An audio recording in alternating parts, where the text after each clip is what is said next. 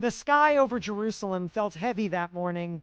Jesus Christ stood silent as the crowd roared around him. Some shouted in anger, others watched in sorrow, and a few simply turned away. He had been beaten, mocked, and crowned with thorns.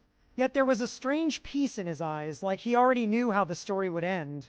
Before him stood Pontius Pilate, a man torn between justice and pressure. Though he found no fault in Jesus, the voices of the crowd grew louder. Crucify him! And in a moment that would echo through history, Pilate gave in. Jesus was led away, carrying the heavy wooden cross through the narrow streets.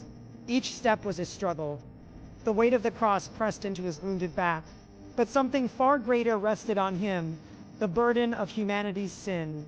At Golgotha, the place of the skull, the soldiers laid him down. Nails pierced his hands and feet. The sound of the hammer rang through the air, each strike a painful reminder of the cost of love.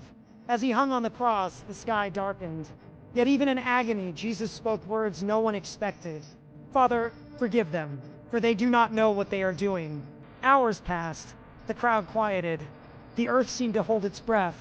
Then, with his final strength, Jesus cried out, "It is finished." And he breathed his last. At that moment, the ground shook, and the veil in the temple was torn in two, symbolizing that the barrier between God and humanity had been broken. What looked like defeat was, in truth, the greatest victory, because through his sacrifice, hope was born.